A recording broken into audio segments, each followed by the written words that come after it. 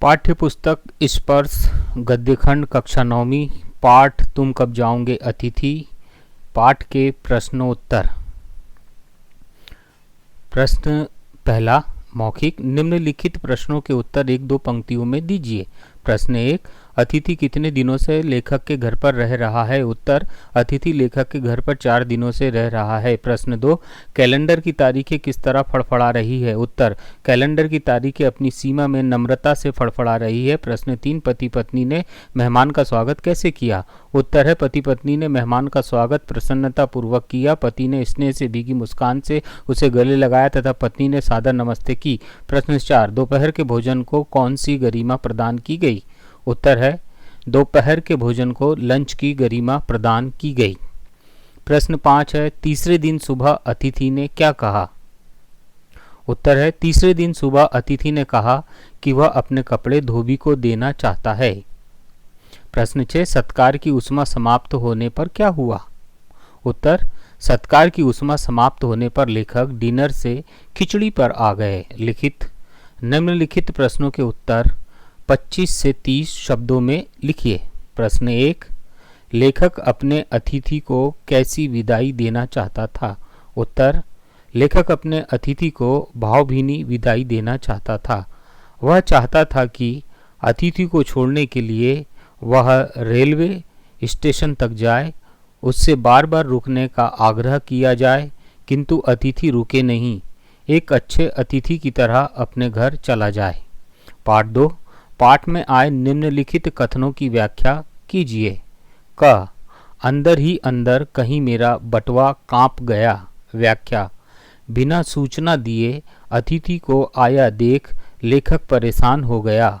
वह सोचने लगा कि अतिथि की आवभगत में उसे अतिरिक्त खर्च करना पड़ेगा जो उसकी जेब पर भारी पड़ने वाला है, उसका बजट बिगड़ने वाला है।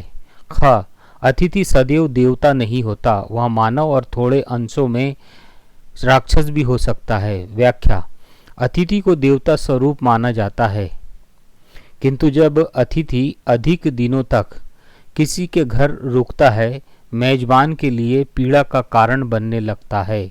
वह तो मनुष्य न रहकर राक्षस नजर आने लगता है। देवता कभी किसी को दुख नहीं देते हैं।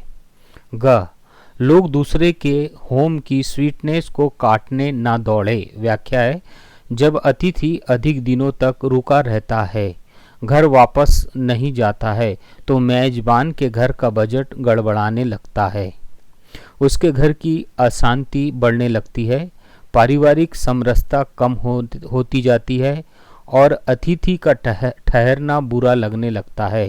ख, मेरी सहनशीलता की वह अंतिम सुबह होगी। व्याख्या, अतिथि को एक दिन बाद ही अपने घर चले जाना चाहिए था, लेकिन अतिथि 4 दिनों तक रुका रहा।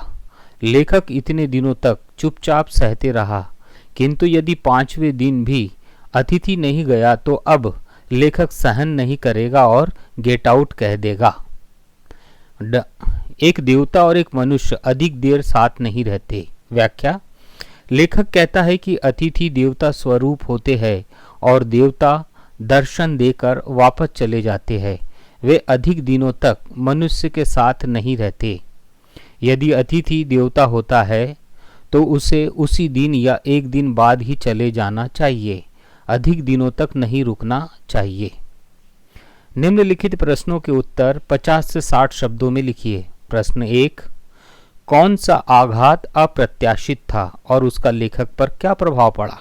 उत्तर है, तीसरे दिन मेहमान का यह कहना कि वह धोबी को कपड़े देना चाहता है, यह आघात अप्रत्याशित था, क्योंकि लेखक सोच रहा था अब अतिथि अपने घर चला जाएगा, किंतु वह तो कपड़े धुलवाकर अभी और रुकने वाला था। अब लेखक अतिथि को राक्षस मानने लगा था। उसके मन में अतिथि के प्रति सम्मान की जगह बोरियत, बोझिलता और तिरस्कार की भावना आने लगी। प्रश्न 2, संबंधों का संक्रमण के दौर से गुजरना, इस पंक्ति से आप क्या समझते हैं, विस्तार से लिखिए। उत्तर है, संबंधों का संक्रमण दौर से गुजरने का आशय है संबंधों में बदलाव आना। इस अवस्था में कोई वस्तु अपना मूल स्वरूप खो बैठती है और कोई दूसरा ही रूप ले लेती है। लेखक के घर आया अतिथि जब 3 दिन से अधिक समय रुक गया तो ऐसी स्थिति उत्पन्न हो गई। लेखक ने उससे अनेकानेक विषयों पर बात कर ली। अब बात करने के लिए कोई विषय नहीं बचा। इससे चुप्पी की स्थिति बन गई और बोरियत होने लगी। इस प्रकार उत्साहजनक संबंध अब बोरियत में बदलने लगे। प्रश्न 3, जब अतिथि 4 दिन तक नहीं गया तो लेखक के व्यवहार में क्या क्या परिवर्तन आए? उत्तर, जब अतिथि 4 दिन तक नहीं गया तो लेखक के व्यवहार में निम्नलिखित परिवर्तन आए। पहला, उसने अतिथि के साथ मुस्कुराकर बात करना छोड़ दिया। मुस्कान फीकी हो गई और बातचीत भी बंद हो गई। दूसरा, डिनर और लंच की जगह खिचड़ी बनने लगी।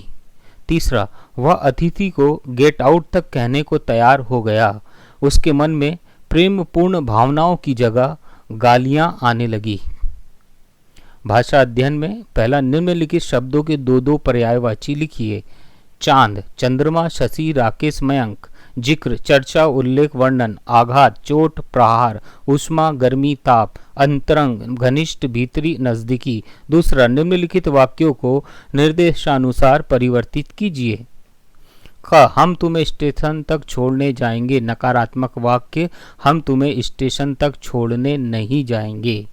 ख है, किसी लॉन्ड्री पर देते हैं जल्दी धुल जाएंगे। प्रश्नवाचक वाक्य। उत्तर, किसी लॉन्ड्री पर देने से क्या जल्दी धुल जाएंगे? ग, सत्कार की ऊष्मा समाप्त हो रही थी। भविष्यत काल। उत्तर, सत्कार की ऊष्मा समाप्त हो जाएगी। घ, इनके कपड़े देने हैं। स्थान सूचक प्रश्नवाचक। उत्तर, इनके कपड़े कहाँ देने हैं?